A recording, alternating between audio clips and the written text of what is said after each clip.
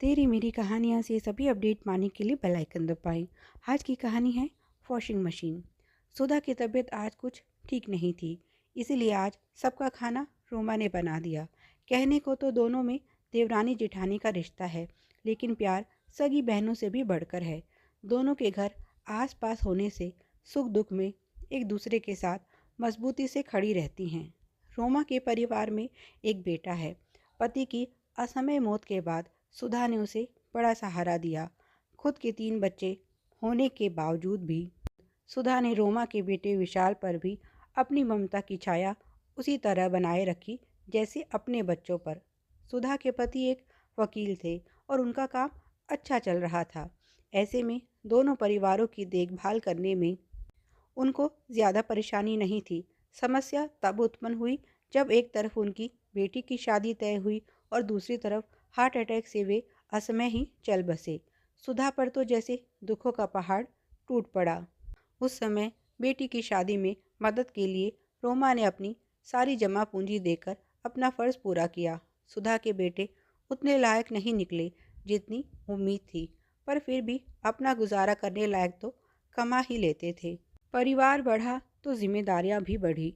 आज सुधा के परिवार में बेटे बहुओं और उनके बच्चों को मिलाकर कुल 9 जन थे। बेटे जहां फैक्ट्री में काम करते, बहुएं भी पार्लर और बुटीक पर हेल्पर का काम करती थी। सभी सुबह काम पर निकल जाते और बच्चे स्कूल। ऐसे में घर में अकेली सुधा समय काटने के लिए घर के कामों में मदद कर देती। सुबह की निकली उसकी बहुएं जब घर आती तो उनको बड़ा सहारा मिलता। घर में कपड़े बड़ी समस्या थी। इतने लोगों के कपड़े हाथ से धोना आसान काम नहीं था। इसीलिए पिछली बार दिवाली पर सबने तय किया था कि बचत के रुपयों से एक वॉशिंग मशीन खरीदनी है। पर अचानक रोमा का एक्सीडेंट होने से बचत का सारा पैसा उसके इलाज में लग गया। क्योंकि उस समय तक विशाल कुछ कमा नहीं रहा था और रोमा ने अपनी बचत तो कुछ माह पहले ही सुधा की बेटी की शादी में खर्च कर दी थी। ऐसे मुश्किल समय में एक दूसरे का ही तो सहारा था। जब रोमा अपना फ़र्ज़ नहीं भूली तो सुधा कैसे भूल जाती। हालांकि उसके फैसले से बहुएं खुश नहीं थी। जो पैसा उन्होंने अपने परिवार की सुविधा के लिए बचाया था, वो किसी दूसरे पर खर्च करना उन्हें समझदारी नहीं लगी थी। वे अक्सर रोमा चाची के लिए अपनी सास के अत्यधिक लगाव को लेकर भी टीका टिप्पणी करने से नहीं चूकती थी।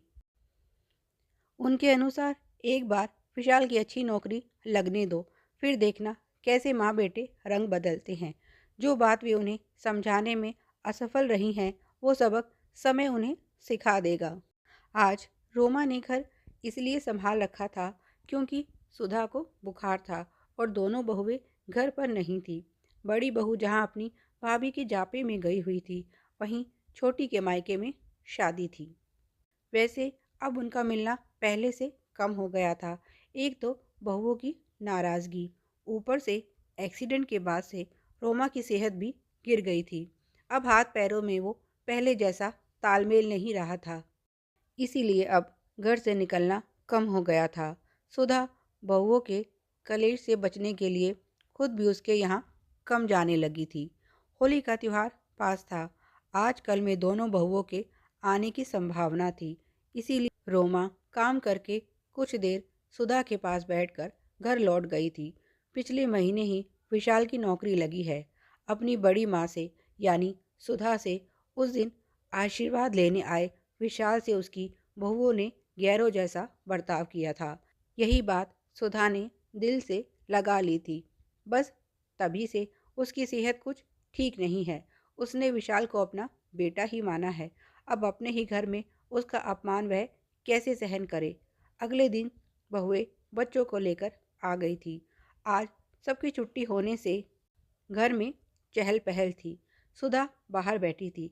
उसी समय एक टेम्पो वाला आया जिसे वहाँ वॉशिंग मशीन डिलीवर करनी थी। सुधा के बेटे अभी उसे समझा ही रहे थे कि वह गलत पते पर आ गया है। तभी वहाँ विशाल अपनी माँ के साथ आया और बोला, भैया पता एकदम सही है। सुधा बोली, बेटा हमने तो कोई वॉशिंग मशीन नहीं ली है। विशाल बोला, मैंने अपनी पहली कमाई से अपनी बड़ी माँ के लिए ये गिफ्ट लिया है। ये सुनकर जहाँ सुधा ने विशाल को गले से लगा लिया, उसके बेटे बहुएं हैरान रह गए। सुधा गर्व से बोली, आज तूने अपनी माँ की इज्जत रख ली। फिर अपनी बहुओं से बोली, देखा तुम दोनों कितनी गलत थी, ये मेरा बेटा है, ये रंग नहीं बदलेगा। रोमा का हाथ पकड़कर सुधा बोली, माफ़ करना बहन, बच्चों की बातों से मेरा विश्वास डोल गया था, पर तुमने इस परिवार को टूटने से बचा लिया।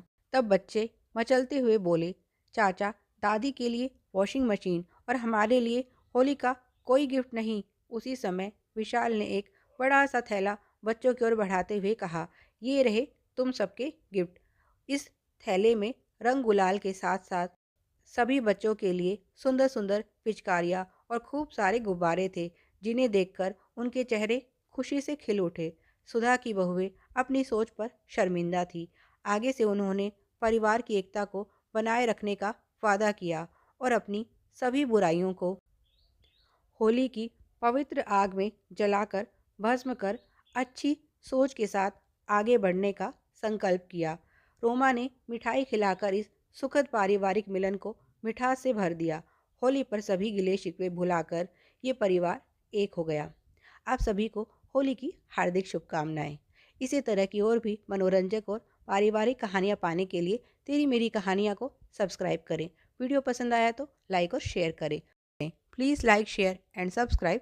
Thanks for watching.